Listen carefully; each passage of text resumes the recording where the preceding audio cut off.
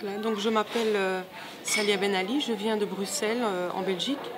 J'ai été invitée par le Centre de prévention de la radicalisation à Montréal.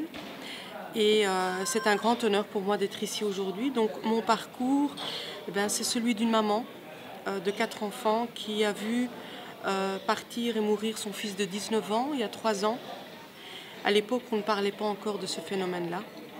Alors j'ai été la première maman d'origine arabo-musulmane à témoigner en public au niveau des télévisions européennes pour alerter les autres familles, pour permettre aux familles qui étaient dans la même situation que moi, d'inquiétude par rapport à un changement, on va dire, radical de leur enfant, de pouvoir se manifester, demander de l'aide et de pouvoir surtout protéger leurs enfants, aider leurs enfants au maximum.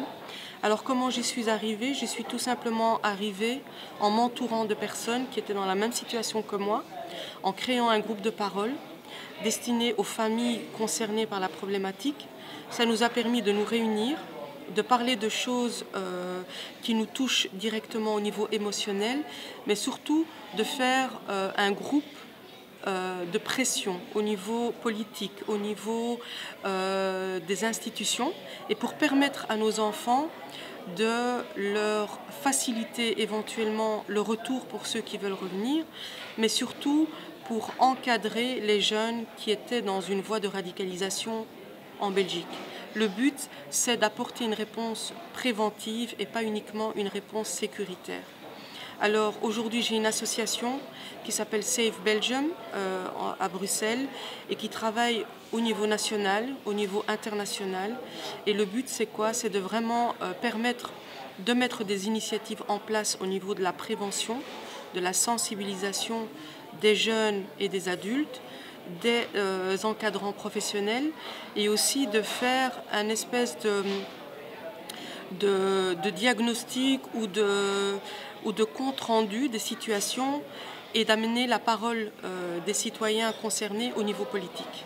Alors c'est un travail qui me tient à cœur parce que je pense que la motivation et la vocation sont là. Et il y a beaucoup de familles qui comptent sur des personnes qui ont cette capacité de pouvoir s'exprimer et d'amener les messages au niveau politique. Alors je pense qu'au niveau de l'expérience à Montréal, moi j'ai rencontré des jeunes fantastiques, j'ai rencontré une équipe fantastique au centre. J'ai pu y déceler un professionnalisme, mais surtout une empathie, une sympathie. Je me suis sentie tout de suite en famille et je me suis dit quelle chance ces jeunes ont aujourd'hui de pouvoir compter sur des personnes comme ça, et quelle chance surtout les familles ont de pouvoir mettre le sort de leurs enfants entre les mains de ce genre de professionnels. Moi, j'ai pas eu cette chance malheureusement, j'ai pas pu compter sur ce type de programme et j'en suis bien désolée.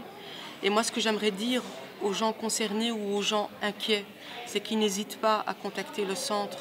Il faut mieux être inquiet, trop inquiet, que ne rien faire. Si on est dans une incertitude, et un coup de fil, ça ne coûte rien, et ça peut vous rassurer, ou bien ça peut vous apporter l'aide que vous avez besoin, parce que quand c'est trop tard, c'est trop tard. J'ai créé une association qui s'appelle Save Belgium, donc c'est Society Against Violent Extremism, qui travaille en partenariat avec différents pays sur la problématique de la prévention essentiellement. Donc ma venue ici à Montréal, c'était déjà pour m'inspirer du travail du centre, mais aussi pour essayer de voir dans quelle mesure on pourrait avoir un partenariat sur des projets.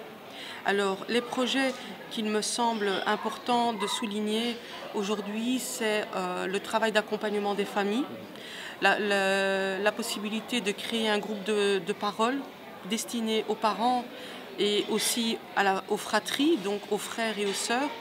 C'est important, je pense, de créer des initiatives où les parents sont mis en priorité, parce qu'il est important que les parents puissent se reconstruire pour pouvoir être présents pour leurs enfants qui sont en voie de radicalisation ou déjà partis, mais surtout pour les autres enfants qui sont encore à la maison. Il y a il y a un accompagnement qui doit se faire, un renforcement qui doit se faire au niveau des parents.